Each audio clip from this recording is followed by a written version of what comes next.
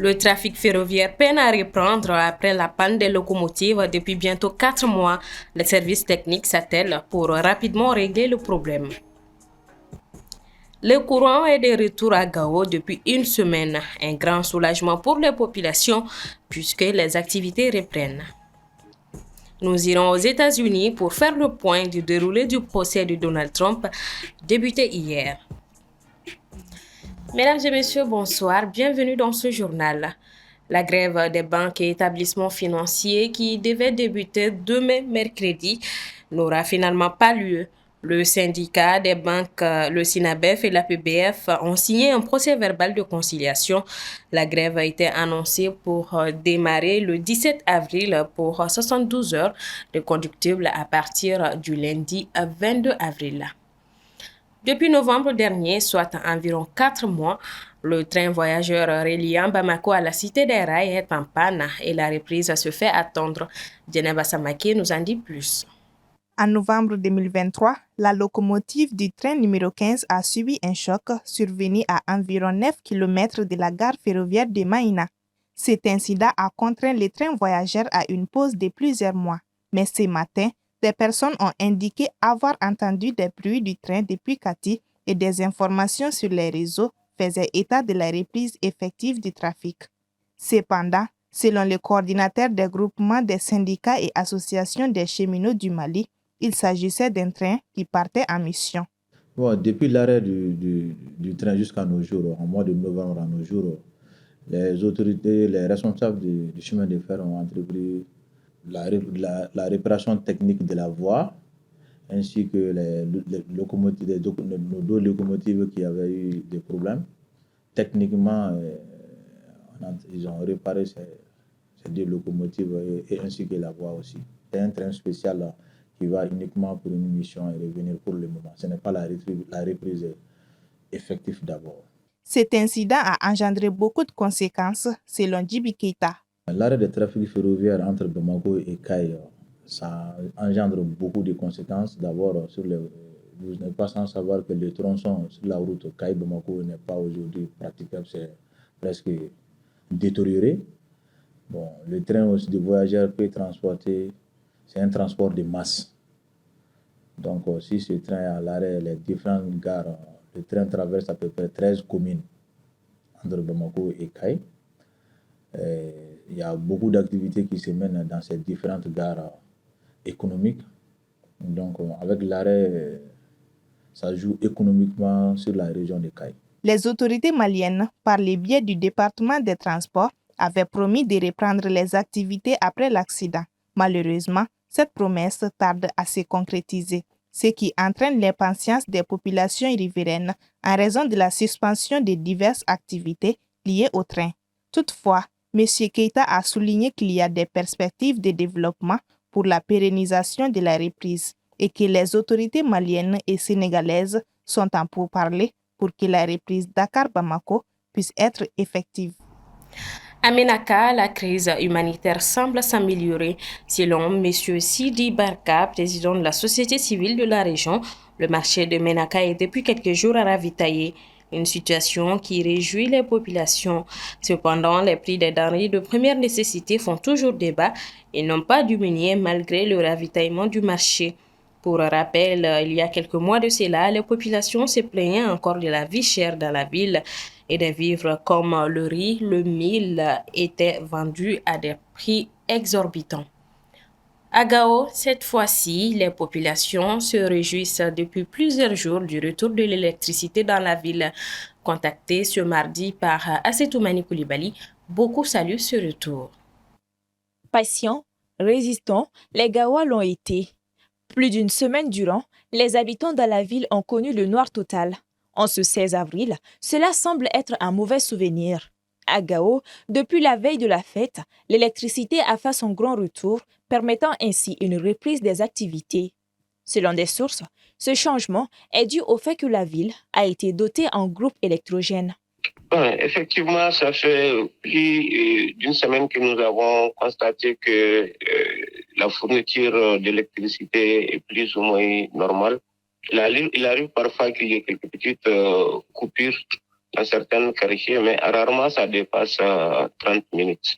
Donc, cela a bien sûr un impact très positif sur l'économie locale. Pharmaciens, soudeurs, couturiers, tous poursuivent leur activité depuis une semaine. Pour certains, bien que l'électricité ne soit pas encore disponible 24 heures sur 24, la nette amélioration est des plus bénéfiques. On peut dire qu'il y a une nette amélioration.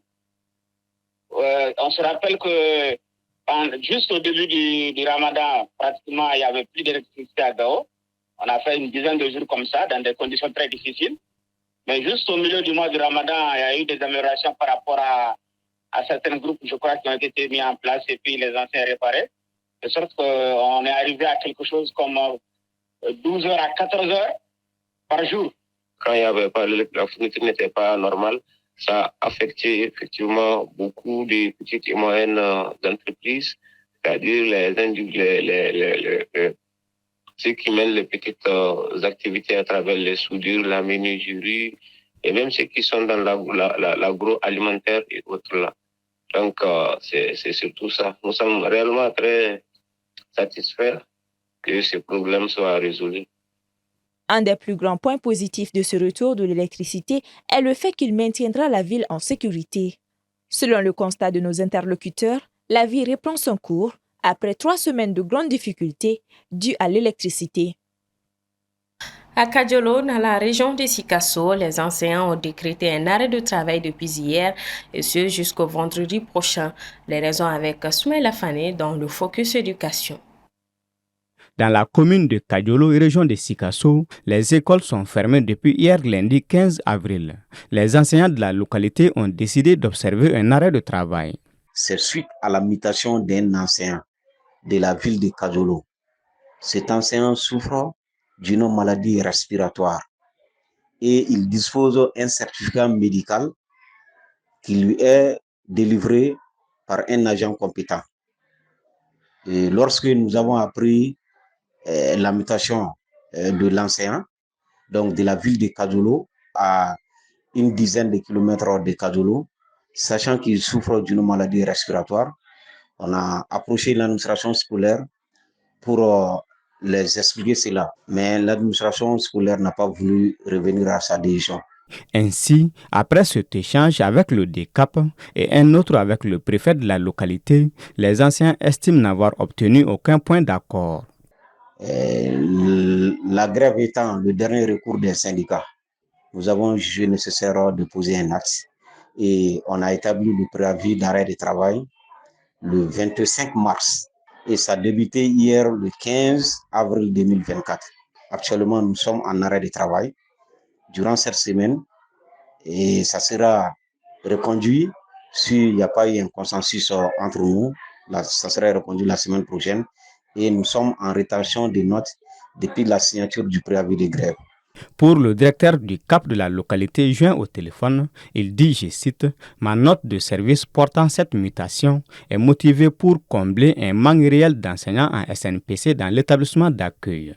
Et j'ai même sollicité l'appui financier du CGS pour permettre à l'enseignant concerné qui souffre d'asthme de bénéficier du prix du carburant pour pouvoir effectuer chaque semaine sa consultation. » Fin de citation.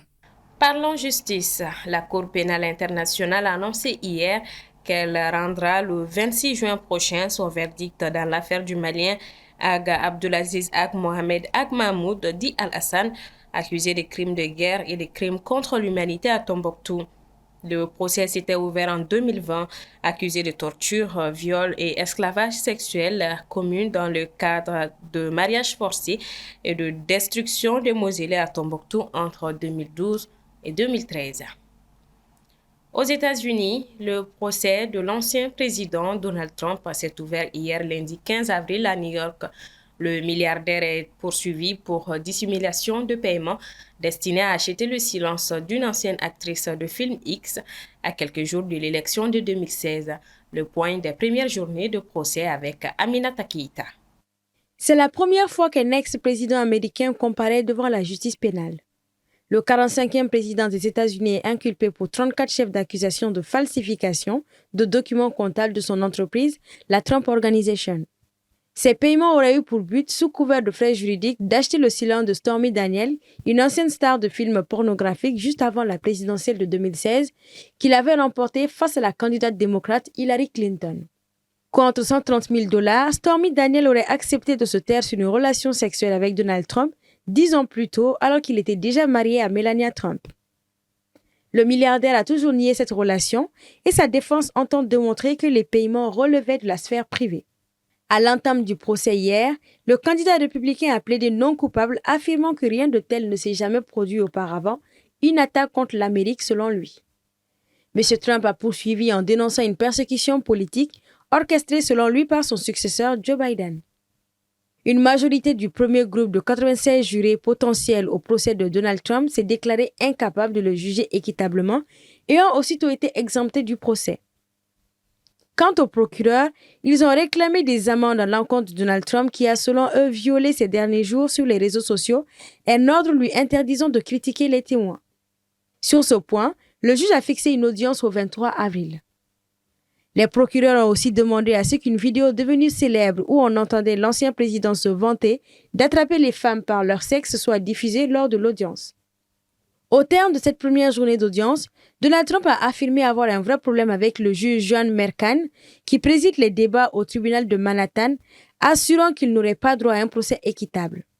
L'ex-président a insisté sur le fait que l'affaire est une chasse aux sorcières et qu'il craignait de ne pas pouvoir faire campagne comme il l'entend, étant candidat à la présidentielle du 5 novembre 2024.